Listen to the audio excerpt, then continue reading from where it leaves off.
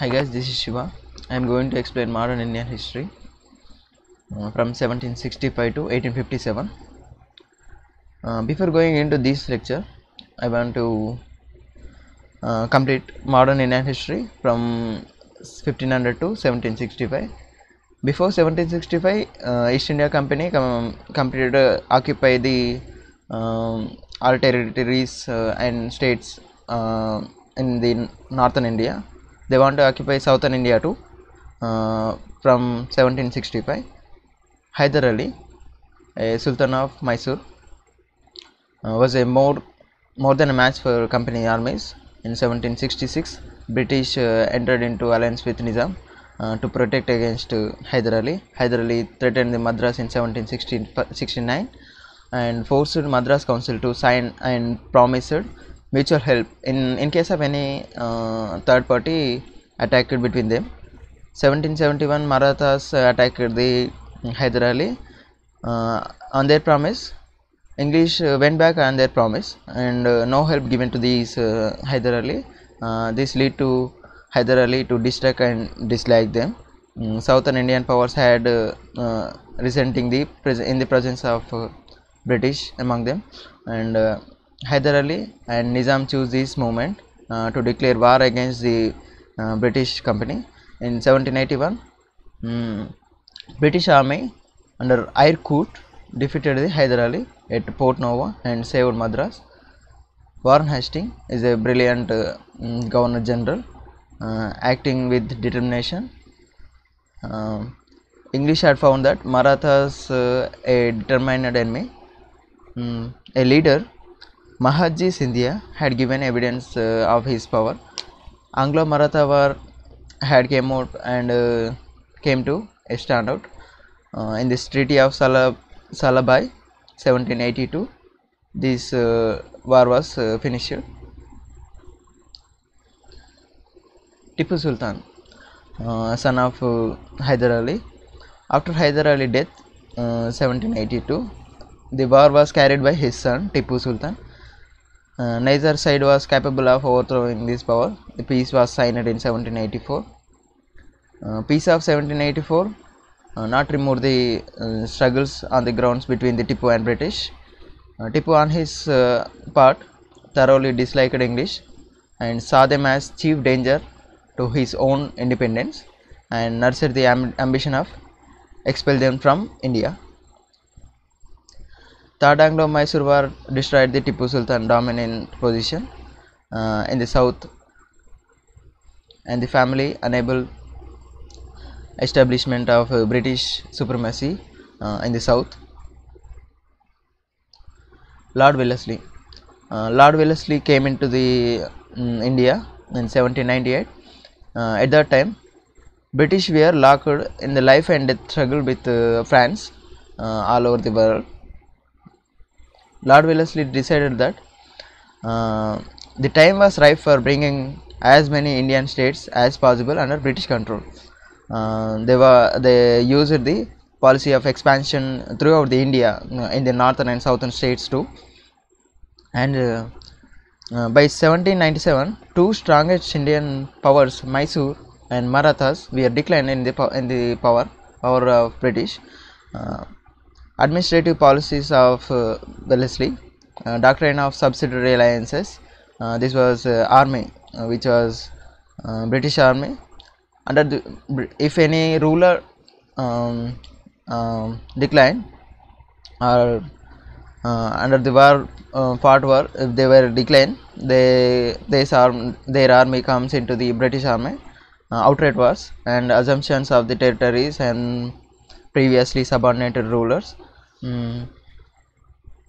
They have modern weapons too. This leads to gain their wars in all the dominion states. Lord Hastings.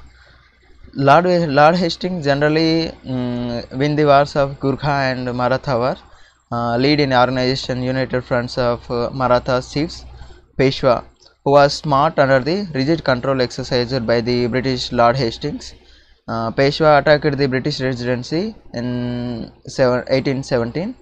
Hastings compelled Scindia to accept British ruled that land and defeated the armies of Peshwa.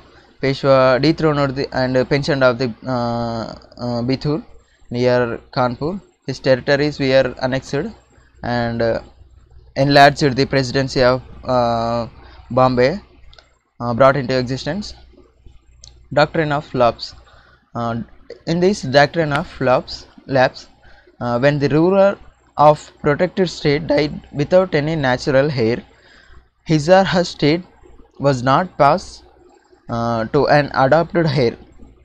Heir is a son or son-in-law, no son-in-law, only son of natural son of a ruler, sanctioned by the age-old tradition of the country. Instead, it was annexed to the British dominion. If any natural heir is not there, that dominion comes under the British rule. Many states, including Satara in 1848, Nagpur and Jhansi in 1854, this comes under the policy of annexation. Dalhousie referred to recognize the titles of many ex-rulers to pay off their pensions. This was refused by the Dalhousie.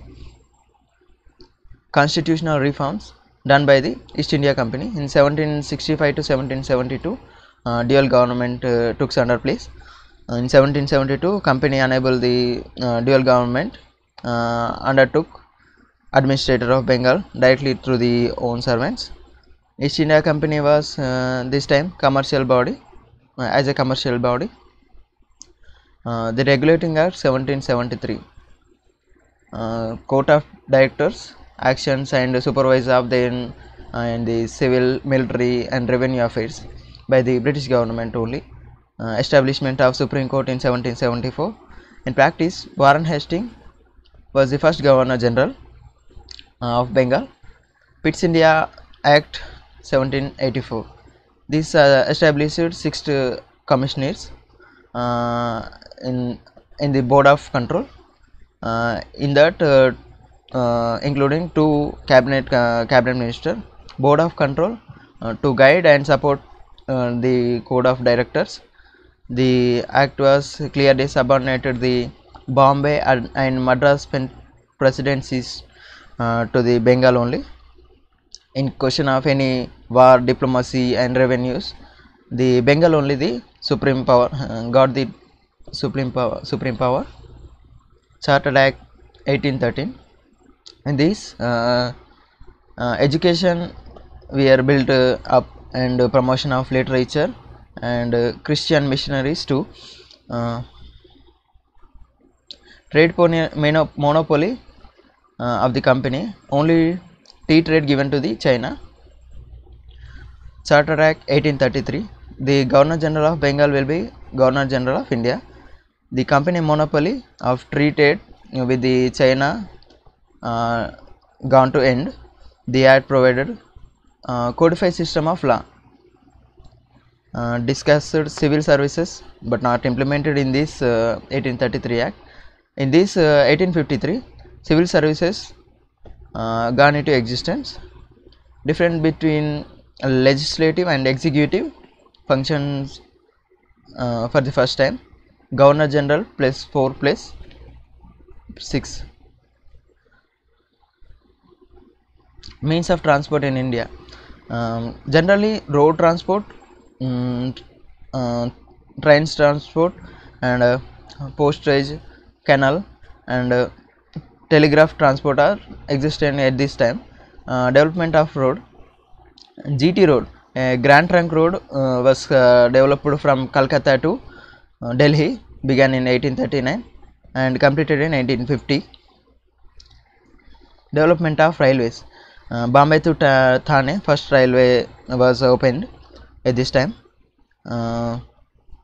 Postal and telegraph system. Postal and telegraph system was established in postal system established in 1837. Lord Dalhousie introduced postage stamps. This is the postage stamp. Previously, cash payment has to be made when the letter was posted. He cut down all the rates from this time. British also established the telegraph and canal system. First telegraph line was from Calcutta to Agra, was opened in 1855.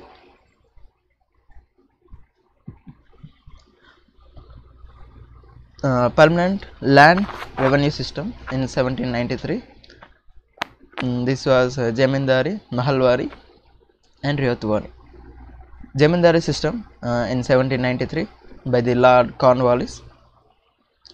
He was the founder of modern India.